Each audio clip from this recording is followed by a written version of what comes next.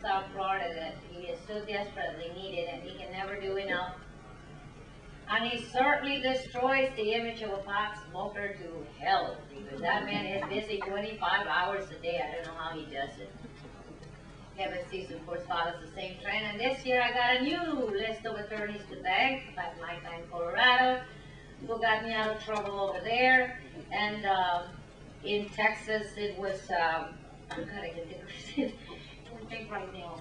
I'm all excited with emotion here, and James May in Alabama is still working on a case that's very related to some of the insanity going here. We're all aware that my problem is glaucoma, like Bob Randall's, and that medicinal marijuana has the value beyond anyone's wildest imagination. It's funny, you know, until my arrest, I really thought that I was a rarity that needed marijuana. Now I never, ever go anywhere where I don't meet several people who are using it medically and have been doing so, some of them for as far as 30 years. The only thing I can really say to these people is, even if you don't intend to go to apply for medical marijuana from the government, please be sure your doctor keeps a record of your medical progress with this plant, because it is important to educate them. Education is at the top of this list, and it's important. We're talking about lobbying tomorrow. This is important. I went to see the advisor for Bob Martinez when I did the first rally, norml rally in Tallahassee on April 13 of 1990. Still remember that. Not strange with all the marijuana I smoked. But I went up there to speak to Miss Susan Spooner, who was then his advisor, Bob Martinez's advisor, on drug policy. And she was extremely pleasant to me. As a matter of fact, she had a paper with my picture on my story on it when I walked in, because the paper had come out that day and I didn't know anything about it at that time. And she was delighted to meet me and met me very cheerfully and very nicely. The only problem is that she immediately really told me sincerely, I had no idea this was going on in Florida. Made me wonder if I was in Seattle, Washington, since I got a tape of an hour and a half of news clippings out of Florida regarding my case alone. Where was this lady, you know? And she's advising my governor on an issue that touches me, permanently, as it stands now. Changed my life forever because of some God's miracle, which you have all allowed to come through with your kindness. Whether you supported me through the years by giving me illegal marijuana, whether you were my attorneys and I'm my attorneys now will keep me out of jail so I can be here talking to you, or because you passed on information that got to Dr. Faraday Blanton before he did research on. Whatever your part is, one thing I know is for sure. This puzzle is one that needs you in it. There is no one like any of you out here. There's a contribution that you can give that nobody else can give. It belongs to you. And the same is true of the groups. Every group has a function that no other group can give. It comes out of love and truth, and whichever way we express it, we have a right to it, and we must learn tolerance for each other's expressions and understand this. We do have to unite, and do have to agree with everyone that has said that, because the time has come for us to reach out into our community and take the environmentalists with us, take all the other issues that have been mentioned here before, get all those people involved. This is the time. As I have traveled this nation, I have found that it is ready for a change. That there are people frightened out there, but they are still willing to fight. And when we come out and show them that fear is the biggest fear we have to fear, then they get the message. I want to thank all of the groups that I have worked with, but in particular, a young group of people who I don't think had any idea what they were really getting into 2 years ago when they started the Cannabis Action Network. I don't think they themselves foresaw how ready this movement is ready to explode. This is true. You are putting this puzzle together and you're going to come up with the most beautiful picture you have ever seen of America in your life. And it is going to take all of us.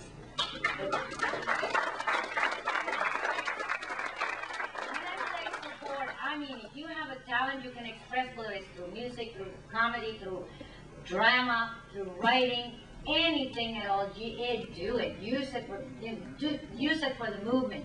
If you don't have anything except financial resources, by God, that's the one thing none of us activists ever have enough. I mean, you know that. I don't know what we could do to work with the telephone companies. I don't know any activist that doesn't have a problem with a telephone bill. But these people, Cannabis Action Network, are quite unique. They don't have any money of their own. They take donations for the stickers and their t-shirts, which Ohio Normal helps with a great deal. We do cooperate. They are a network. They are wonderful at it. They contact all the groups, the normal groups throughout the nation. Those people get in touch with the students at the university, set up debates.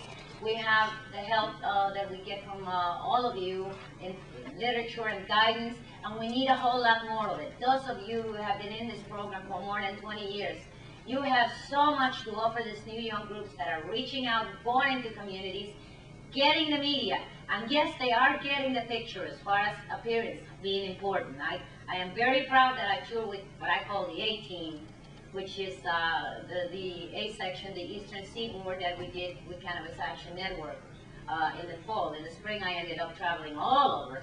These children have never, ever left me even with a dining room bill. When I go working for them, they take care of all my expenses, and I'm sorry to say, but no one else has been that responsible with me this year. Consequently, I have at least $2,000 on a credit card that I shouldn't even have by rights, but that's the way it goes. So anyway, I am going to ask you to help. That can over there that Norman can help to get, and you guys have help to get for 16 of us, that has marijuana cigarettes, $300 a month for me. Well, not really. They call it marijuana. I think the marijuana is supposed to be the female flower. This is male, female, sticks, stems, and leaves mixed with a little bud. So I don't know what it really is, but I know that is what they talk about when they tell you they busted someone and they got X amount. I have never heard an accurate report on that. In my own case, they got 1.5 ounces, and they multiplied that into 452 grams. I'd like to see how I could work that miracle. Wouldn't we have a ball? Yeah, right. I mean, they had to waste. I mean, I had just harvested those plants. The marijuana was inside my house. They didn't know that. All they got was what was left over because that plant was so beautiful. I didn't have the heart to pull it out by the roots, and I wanted to see if it still grew. At any rate, you do understand. I hear you sometimes bickering about this or that, but you have nothing to bicker about. You got 20 years of activists as individuals, as groups, especially normal. You can all work together, and we are going to make this thing happen. Next year is an election year. We have been asking for signatures.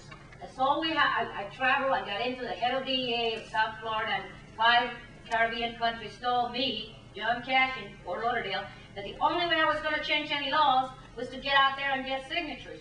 Well, that was a pretty strange request for someone that's still living on 60% of what her income was back in 1976 and 80, which were the last times I worked, due to this crazy laws that, deprived me of the side to continue my work. So I guess he figured he was asking for the impossible, but he didn't count on your support. He didn't realize that the parts of the puzzle are coming together, and that we have the most powerful tools on this earth that have never been used in any war before. Just like their war is extremely unconventional, attacking your own people and calling them what? You are picking on the sickest people of your society and condemning them to death, to blindness, to wheelchairs. And you tell me you're fighting a war on drugs when none of us can make it out of bed without a cup of caffeine to alter our consciousness, and every corner has a drugstore sign? No, medical is all of it. The environment is making a lot of more of us have bronchitis and cancers, and then we need a cure and we're denied it. No, we got to get behind every aspect of this.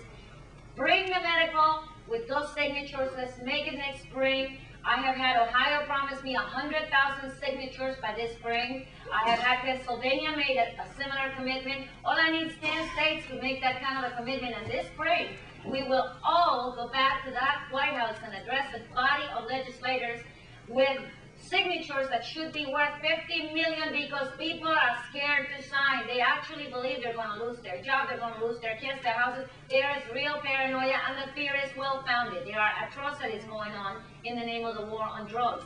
But we're going to change all that, because we're going to carry 1 million signatures, and every news reporter that ever took care of us, we're going to contact them all again, tell them we're ready to go, and we're going to let them know that America does care about the sick, that we do have compassion, that we do not want to see any more of this insanity, that we will not accept it as truth, that we were blinded by ignorance and misinformation, and that leads to real physical and mental blindness, and we've had enough of that. We're going to break those walls of ignorance. That's what we do when we're out on that road distributing literature, when we can afford to. I would like to pass my pamphlet today. I don't have it. I've been billing Kinko to my credit card because they won't take it anymore. What can I tell you? But this is common of every group. You can help at every level, and we're going to do it together. We're going to break the walls of ignorance because we have the weapons that are called the tools of the future. They are called education, truth, and